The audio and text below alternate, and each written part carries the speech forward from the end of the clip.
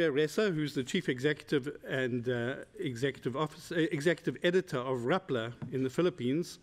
It's a social news network, and its mission is stories inspiring community engagement and fueling digital actions for social change. She has been CNN's bureau chief in Manila and then Jakarta for almost 30 years. She's been a mainstream journalist, and now she's in the new media business.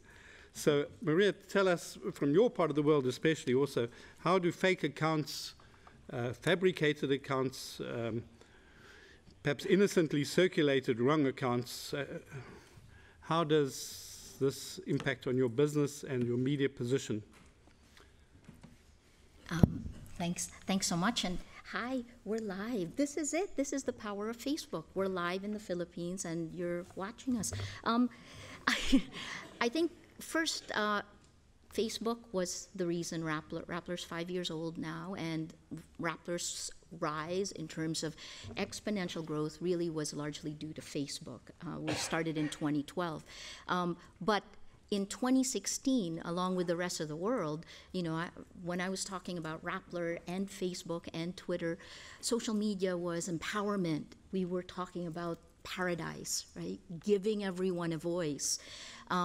2016 showed us exactly why we're here, and in the Philippines, it became, I'd say we're 5 or 6 months ahead of the United States. In the Philippines, we had our first social media elections where a mayor who had been, he had been mayor of Davao City on and off since 1988.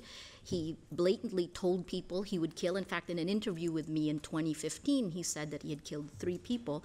As soon as he became president of the Philippines in 2016, in May of 2016, he began a drug war. That drug war has taken a casualty toll of about more than 7,000 people in about 7 months. How did he come to power? It was because of social media. He had the most sophisticated social media campaign, and while we were watching this during the campaigns, I was thrilled because it was amazing use of it, powered by volunteers. You're talking about roughly 500 volunteers separated into 4 groups. You're talking about a man who was charismatic, who actually took the justified anger of Filipinos who didn't feel like they had a stake in democracy, that they had not.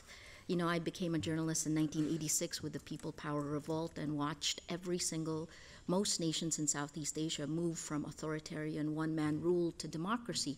Well, perhaps Rodrigo Duterte is beginning the swing back, because Filipinos want inclusive growth. People want to be part of the good times. After the elections, there were times when that anger lashed out at people. One student in March became the target of attacks, death threats. One on Facebook, which when we told Facebook about it, Facebook took down within 12 hours. We told the mayor's campaign team that this student who had asked the question was being bullied, and the campaign team asked their supporters to step back. I thought that it would be okay after that, after he won, but in fact it got worse. In June, as he was president-elect, he decided to boycott traditional media and would only speak to state media. During that time period, that is when we began to call it a machine. That's when the social media campaign team began to attack traditional media. First up was ABS-CBN, the largest television network. The second was The Inquirer, because it started keeping a kill list. And third was Rappler.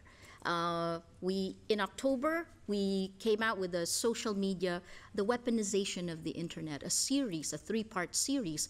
We actually showed you how 26, we called it a sock puppet network, how 26 fake accounts could influence up to 3 million other accounts, using part of the campaign machinery, not just of Duterte, but also a man who ran for vice president, then Senator Bongbong Marcos.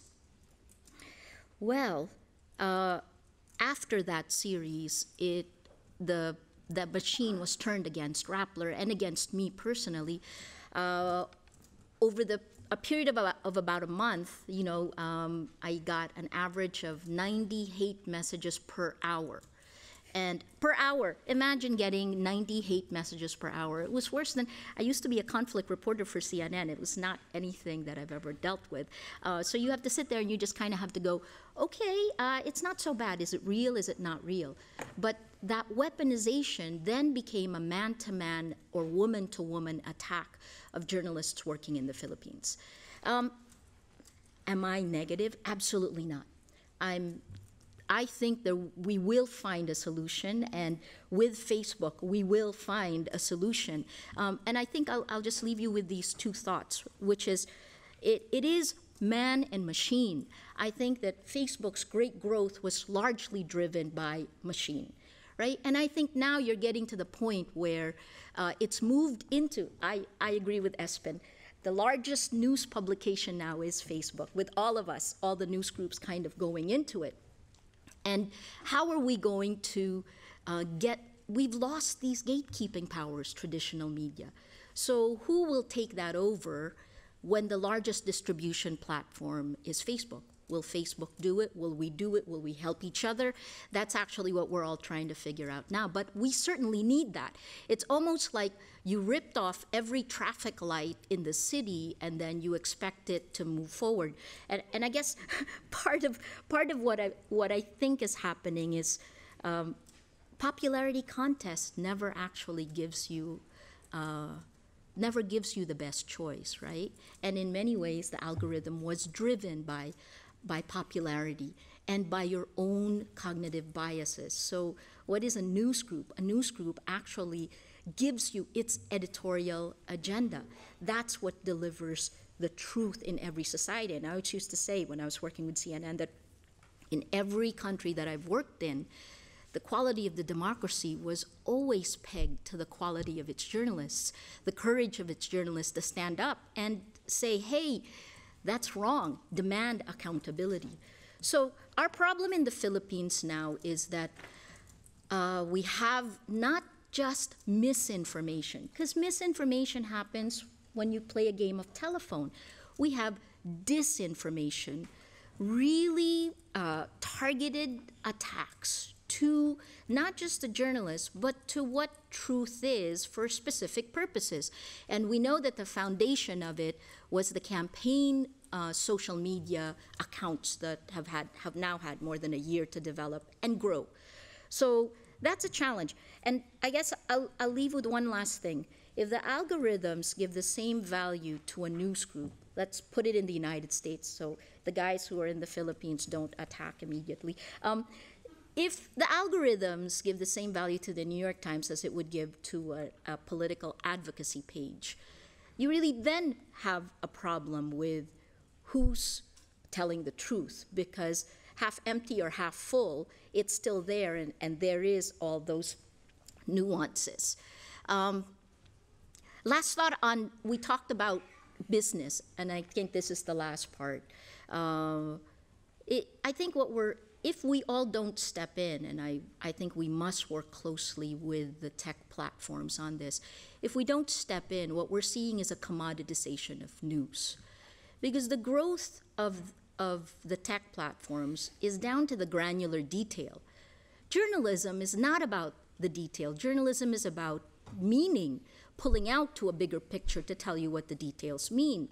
So even in advertising, when you're selling clicks, CPMs or CPCs, you commodify journalism.